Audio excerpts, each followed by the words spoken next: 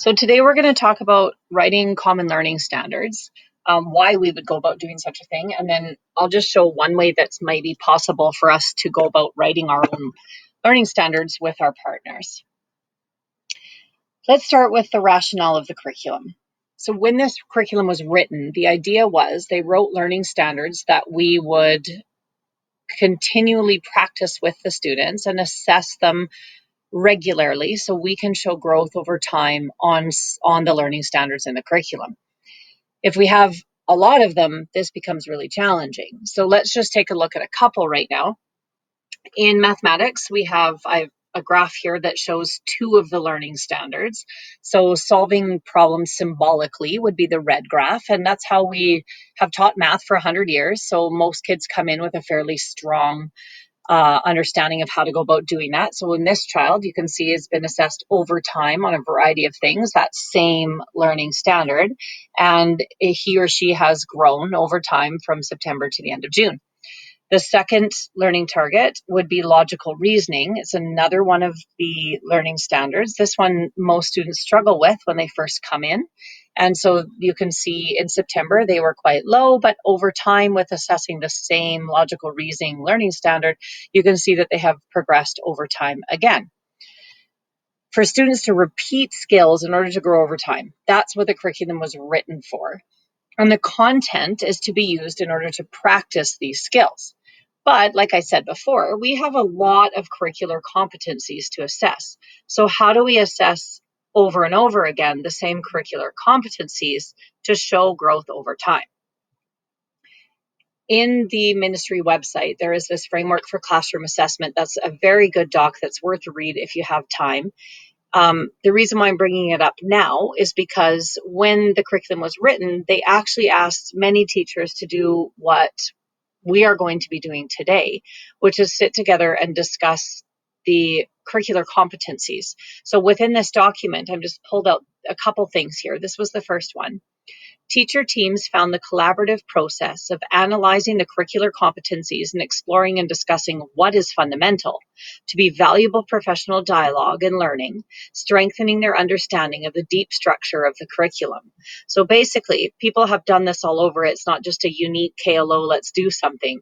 This is actually a valuable tool that they have found for teachers to read the curriculum and be able to assess it properly. As teachers were doing that, what they noticed, and what many people who've done cross-curricular, so many of you also have noticed, is that over the different courses, there's actually different threads that run throughout it. So for example, in all of the cores and in many of the non-core classes, there is an aspect of questioning, of teaching students how to question.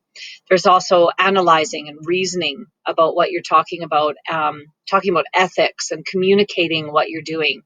So this kind of goes across everything that we're doing. And as we look deep into what all our learning standards are, we're going to find a lot of different ways that they overlap and come together.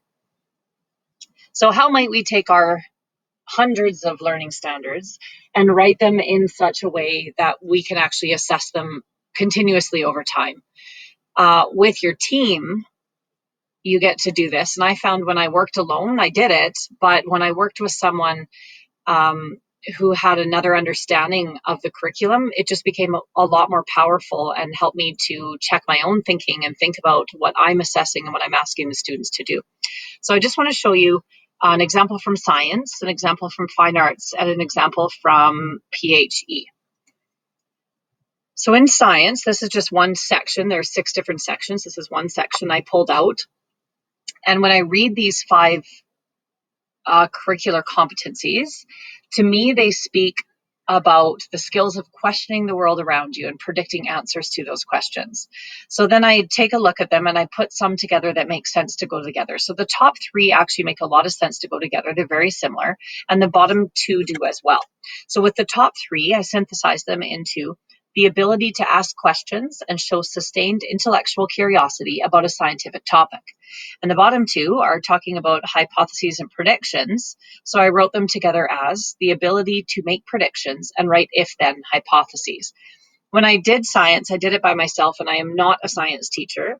And so I met with Laura Fairburn about it, and just her questioning my thinking about what was important and and what can be put together really helped me to do this in a way that was better for my students and for my teaching. These ones, I haven't met up with people, so I'll be very interested to talk to arts teachers and to PhD teachers to see if my thinking is way off or if it's aligned with what you are also thinking.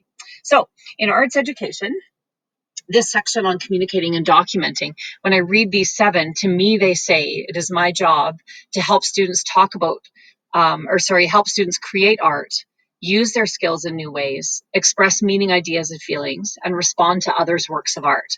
So I took these 7 and I synthesized, amalgamated a few of them, and I made them into 3. The ability to use skills and take creative risks in order to create works of art for a variety of purposes and audiences. The ability to use artistic elements to express feelings, ideas, meaning, and experiences. And finally, the ability to engage with and respond to works of art.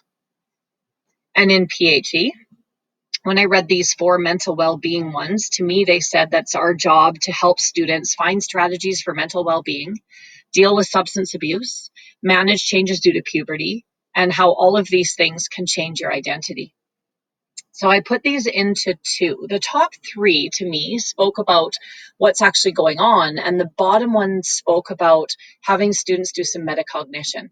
So the top 3 I synthesized into the ability to describe and assess strategies for promoting mental well-being and managing issues such as substance abuse and changes brought on by puberty. And the bottom one I put as the ability to describe the impact of change. So once we go ahead and we write our learning standards, next up for us as a KLO staff over the next little while is to look at what we already do in our classroom that already allow us to assess these competencies over and over again over time.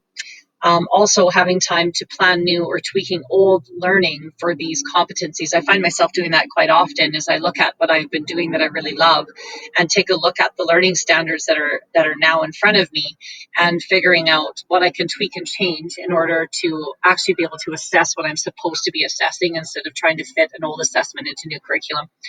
And finally, we will be looking at the most effective ways that we can all share this student growth to parents and to the students. But that's in the future. Today, we're just going to get together with your partner or trio of your choice and look at your curriculum and write common learning standards.